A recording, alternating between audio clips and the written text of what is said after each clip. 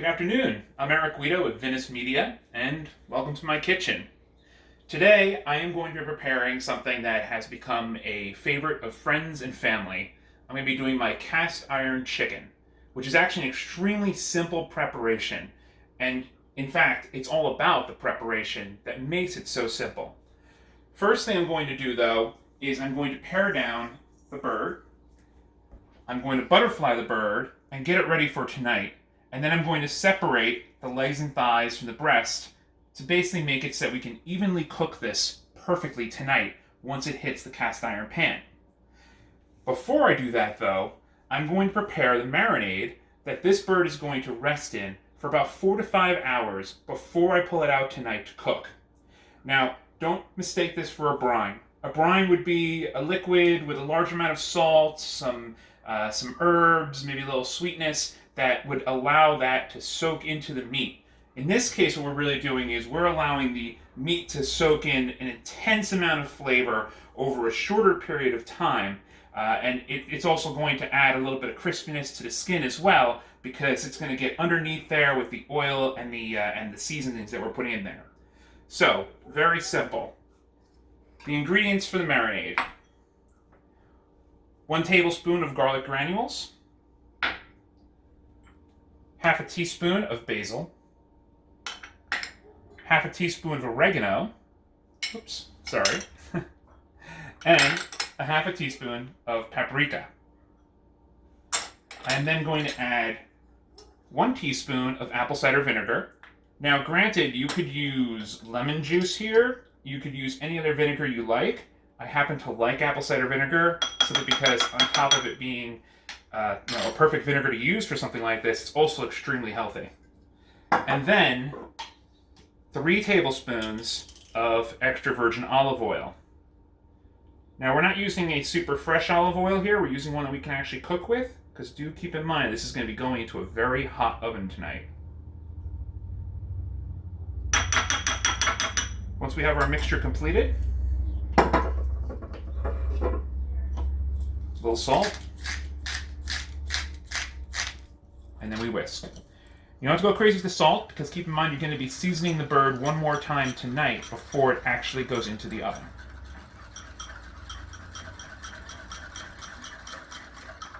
So as you can see, definitely not a brine.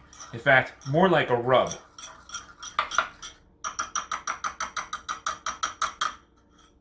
Leave that there. So next, we're going to pare down our chicken. I understand that this may be a little bit intimidating to the average person, but I assure you, it's actually quite simple. You need kitchen shears, and you need a very sharp knife. In this case, I'm using an actual boning knife, which is the best knife to use for this because of the fact of how flexible the knife is. It allows you to actually work around the bones. However, a nice sharp knife is going to do the trick. For the squeamish, this may seem a little brutal, but for the home chef, I'm sure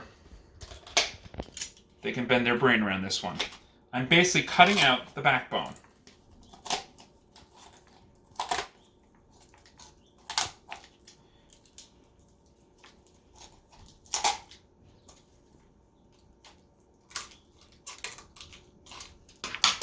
Once I've gotten through all the bones, I'll use my knife to separate the skin and the tissue here.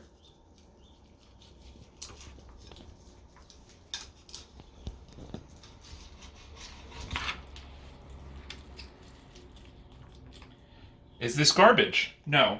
This is perfect for making stock, so we're going to hold on to that. A couple other important things here. Inside of your chicken, oftentimes you'll find that you have the liver and that you have the neck. The liver, we're going to save separately because we can cook that up, a little butter, salt and pepper. It'd be absolutely amazing.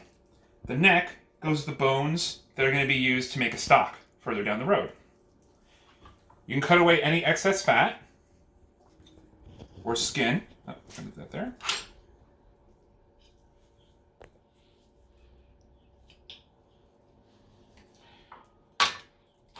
Now, we have the ribs And we have other bones in here that connect to the thighs.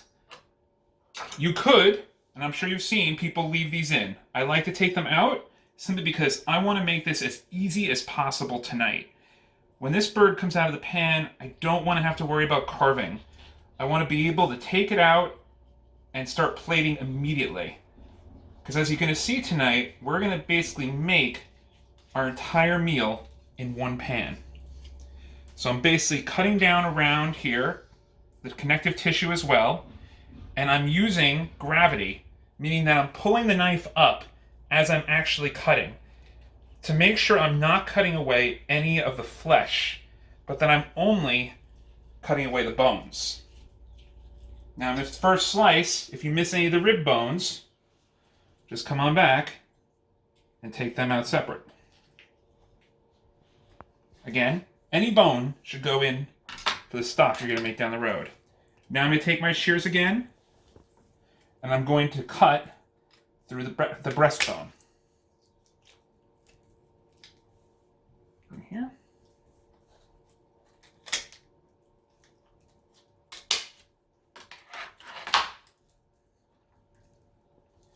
Make sure you don't lose any of the meat. Okay.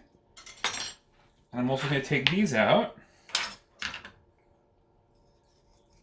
Because again, it's only going to get in the way later on tonight. We don't want to put skin in there. You can just cut through these, or you can go through the process of actually going down to the joint and taking the actual bone out. Either way works.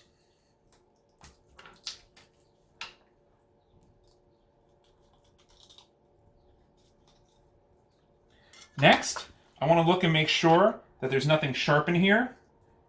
Because keep in mind, we did use the kitchen shear to separate this, and you don't want anybody biting into a piece of chicken and hitting a sharp bone that they don't expect. You can also trim away any more of this excess fat. If you do find a sharper bone, like this one right here, you can very easily pull the flesh away and then just snip it with the shears. Just make sure you toss the bone.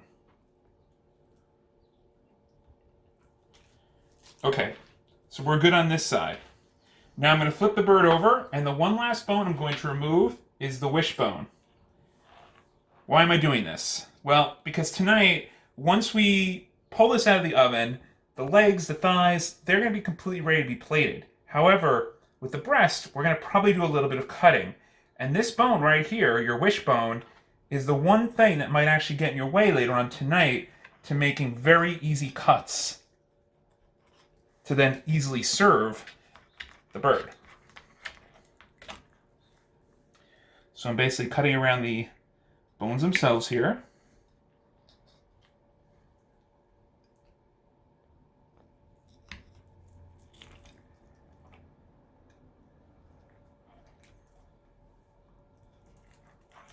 First time you do this, you might feel it's a little difficult. Second time, be even easier. Third, easier. Before you know it, this will be nothing.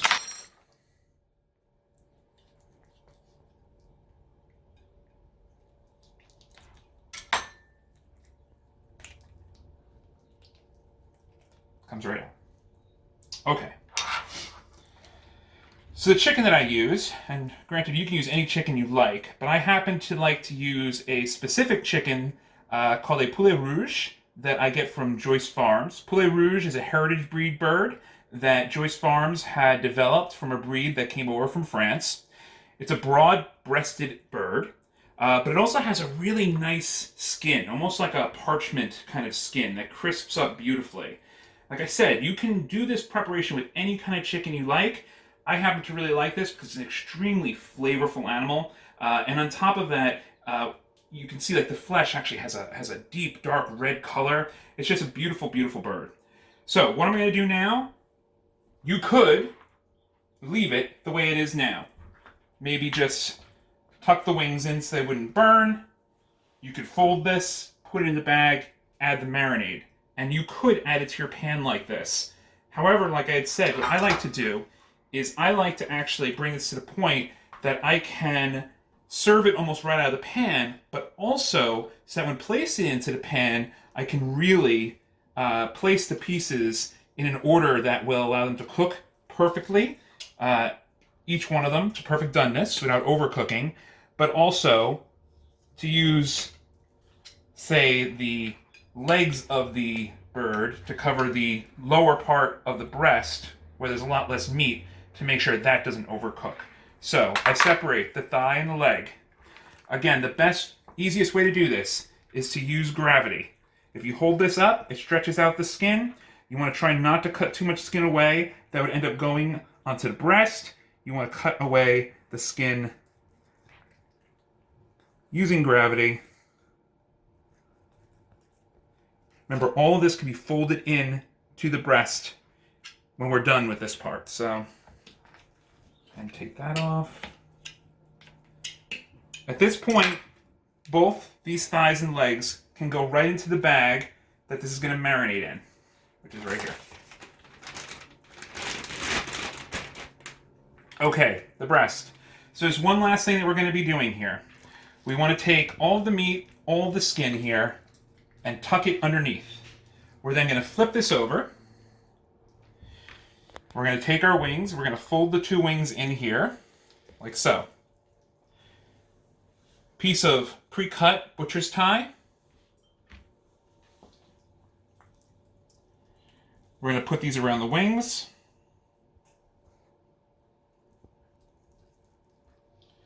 We're going to bring them in nice and tight here. I'm going to flip the bird over one more time to then make sure we've yet again tucked the skin and any excess meat underneath. Make sure this is nice and tight. We're going to pull the string across, flip it, and tie it.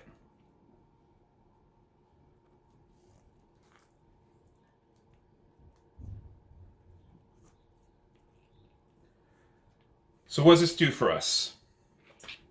This makes it so that when this cooks, the thinnest part of the breast now has the wing tips to help it not overcook. Many recipes will tell you to take the wing tips off. I like to use the wing tips to increase the mass of the breast meat here. On top of that, our wings will cook nicely. All right, the edges might get a little well done, but who doesn't like crispy wings? As for this piece in the bottom, as I had mentioned, I'll show you later on tonight, I'm going to use the legs to actually increase the mass here, so the whole bird is going to cook evenly. So this can also go in to the bag that we're going to marinate in. And the marinade, after getting one more stir, will also go into this bag.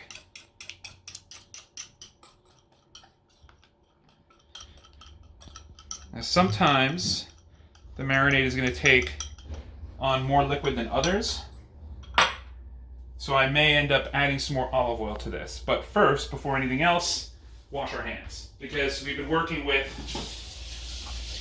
a raw chicken.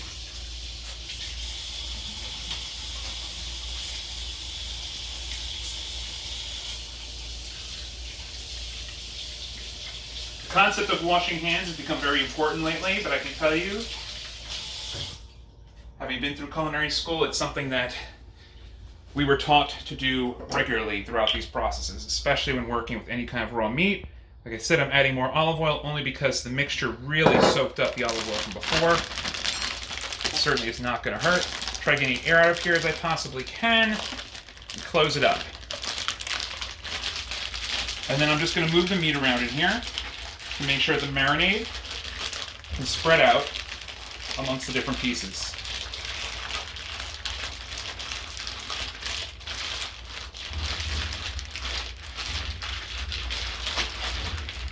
This is going to go into the refrigerator. I'm going to flip it a couple times during the day to make sure that as the marinade sinks to the bottom, I can then flip it over again to go to the other side. At this point, this can go in the refrigerator. This I'm going to wrap and also put in the refrigerator. I might cook it up tonight. And these pieces are going to go into the freezer, because you do this about 5 times and you've collected enough of the neck and the backbone and the ribs, and you have yourself the perfect makings of a stock. So, I'll see you later on tonight where we'll continue this process and we'll get this bird in the oven. See you soon. Welcome back, guys. So now we're ready to go to the next phase of our cast iron chicken.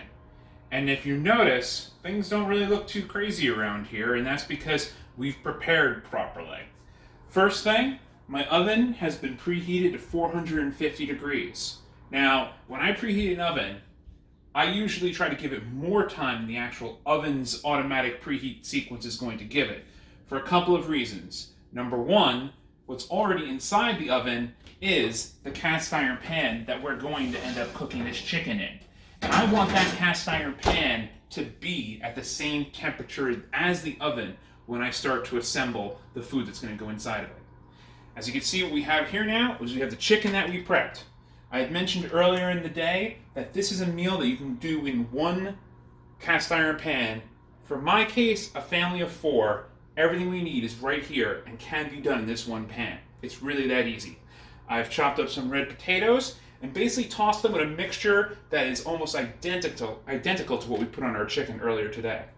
Then we have some fresh celery, we have some carrots, we have some mushrooms, and we have some bacon. So the bacon, this is something that I've come to love, the people at the table have come to love as well.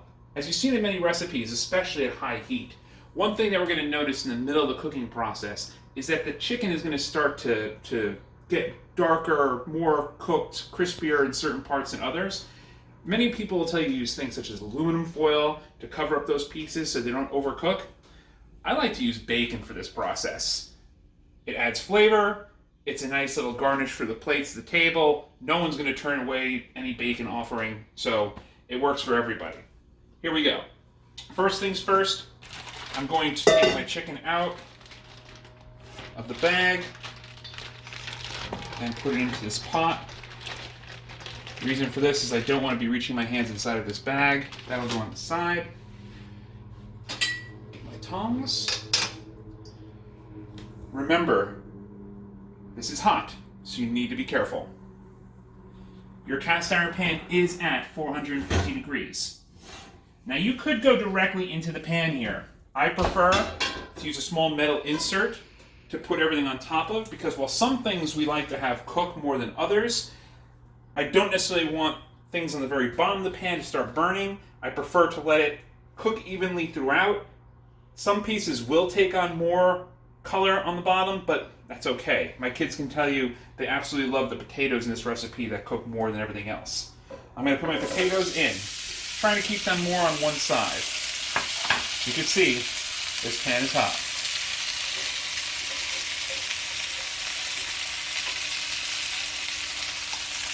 My carrots, I'm going to go on the other side.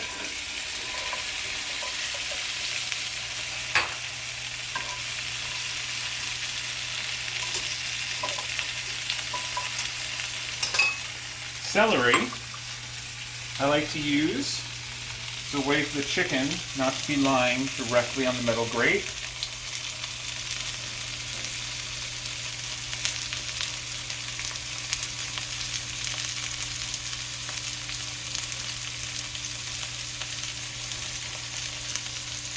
I'm now going to season all of these pieces with some salt and pepper.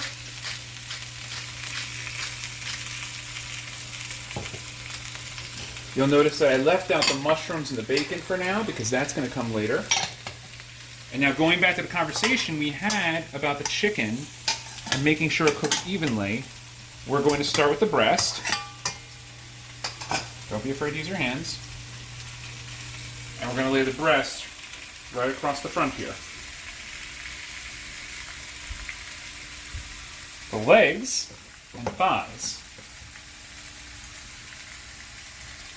We lay the thigh across the vegetables, and notice that I'm putting the leg over the smallest part of the breast. That leg is going to make it so that breast meat does not overcook. And we're going to do the exact same thing right over here, forming like a cross. Voila. So now, I'm going to wash my hands quickly so I can season this one more time.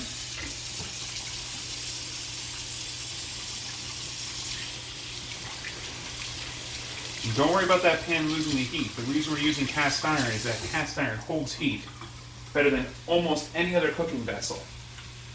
So it might not be quite 450 right now, but when it goes in the oven, it's going to come right back up to temp. We season with salt.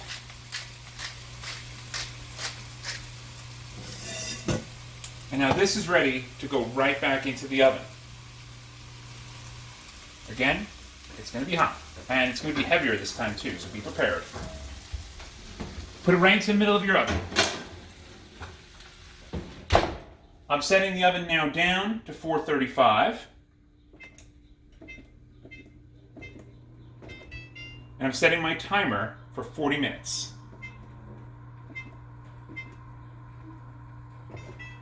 Another thing to keep in mind in this preparation is you are cooking at a high heat.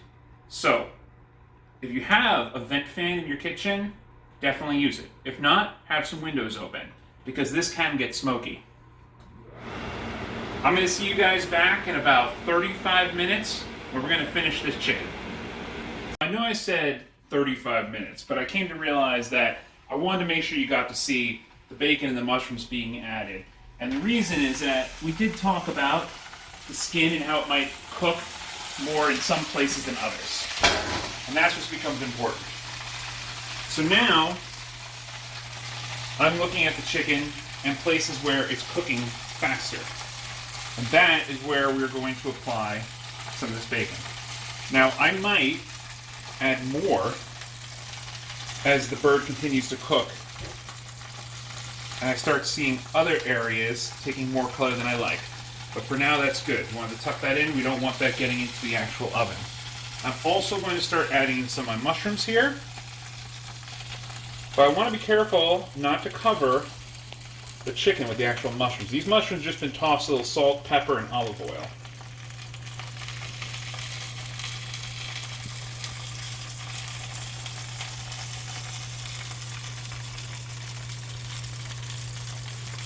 So you can see this is coming along perfectly. Okay, this is going to go back into the oven. It's going to keep on cooking, still at 435 degrees. I'll check on it in a couple minutes to see if I need to add more of this bacon. And I will see you all again soon. Okay, so here we are, and we are about ready. Chicken has a couple minutes left. So, really quickly, let's talk about your wine pairing. Now, they're totally classic pairings for chicken. I mean, we're talking about a seasoning of garlic, paprika, oregano, basil, salt, pepper. So you can go classic. Classic would be Pinot Noir.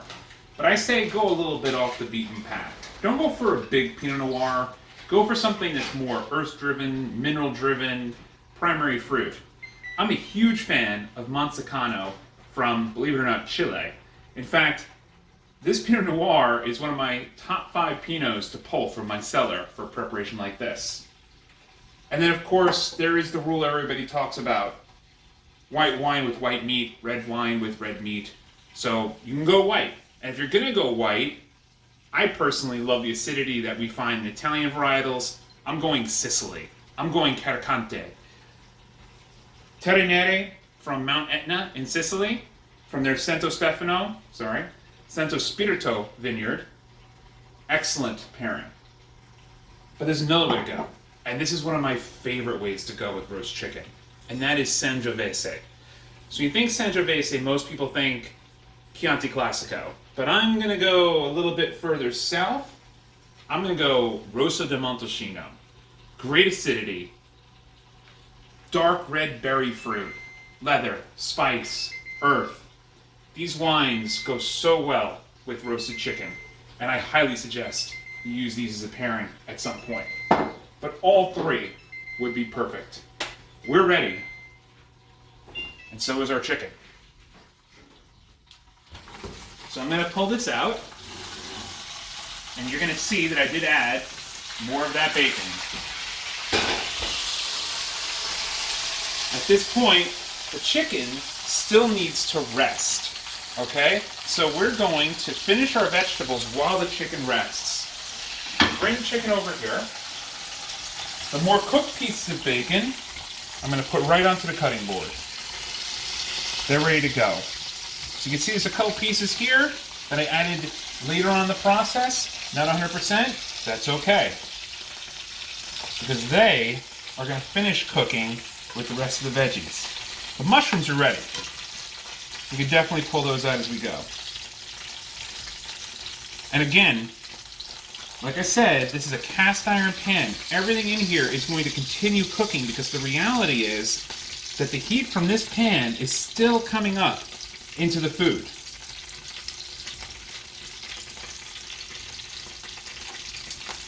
I'm going to start moving my chicken pieces over.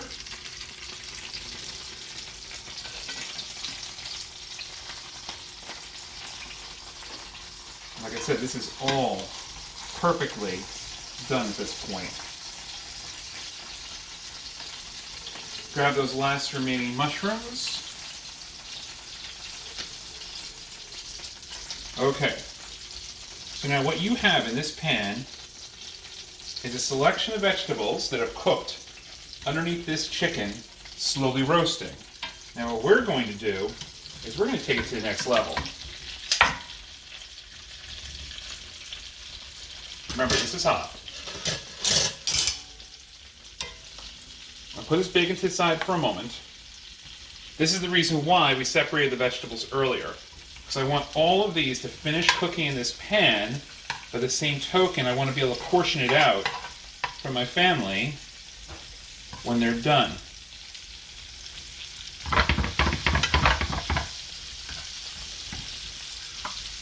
And yes, we're moving this back to the top of the stove now. Bring it up to a high flame. These veggies are going to finish. And what are we going to add on top? Of course, it's the bacon. Over here, we're going to cover the chicken with some foil so that it rests and doesn't get cold. I tuck those mushrooms in there as well. Perfect.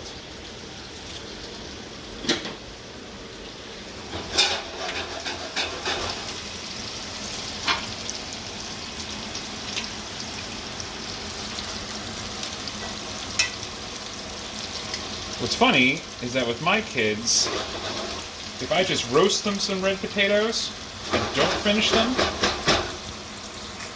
in a pan like this, they are nowhere near as happy with them. And they notice every single time. As I said, this is one meal, one pan.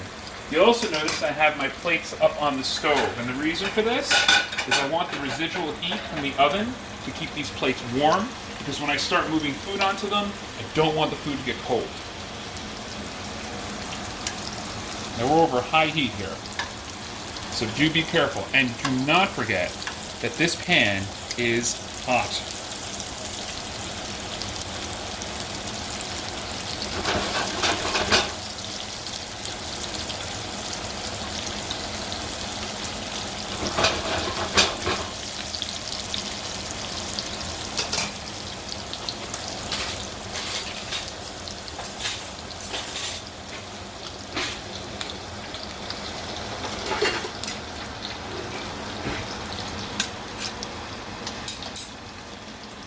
And I am going to start plating.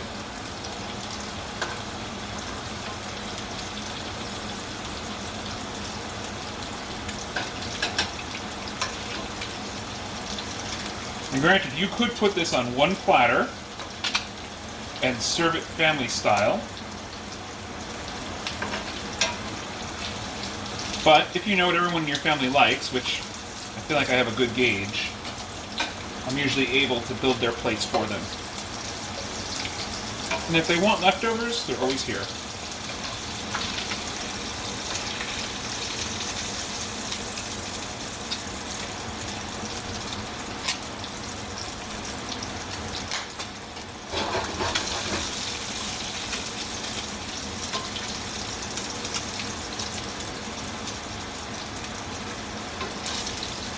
The kids are going to love these potatoes. I'm going to turn the heat off on this now, because as you can see, it is very hot.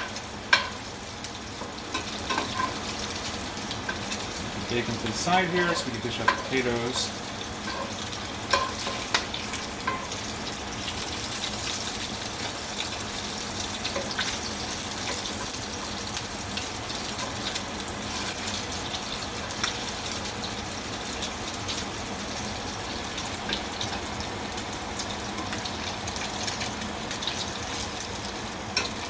So this same preparation, I happen to use some really classic vegetables here, but there are so many directions that you can go in.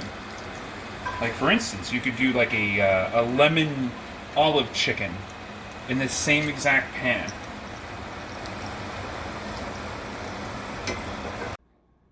So now we're going to turn our attention back to the chicken. So this chicken has now been perfectly rested. And guys, this is the easy part, because we did all the work beforehand of removing the bones that would have gotten in our way of trimming this. So first thing I'm going to do is just remove the trussing.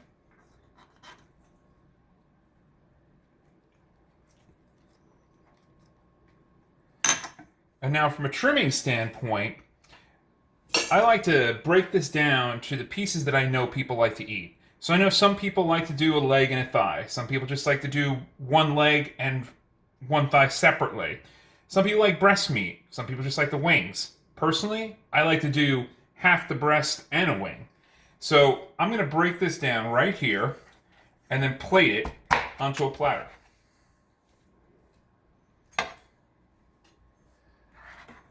For that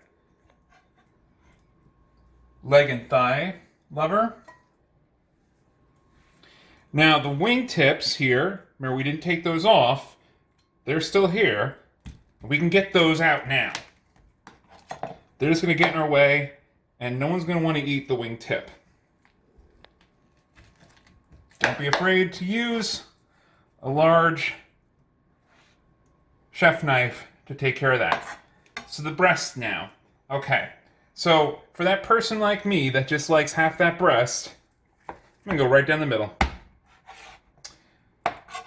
And put that right there. For the person that likes the breast meat, we can actually cut down the meat.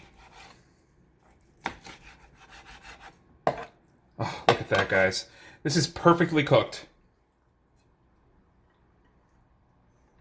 And then someone gets to have a wing. So let's just pretty this up a little bit.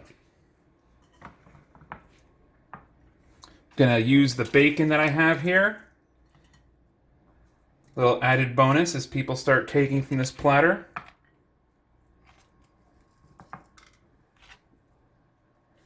And then just give it a little bit of color. Some fresh thyme I had sitting around.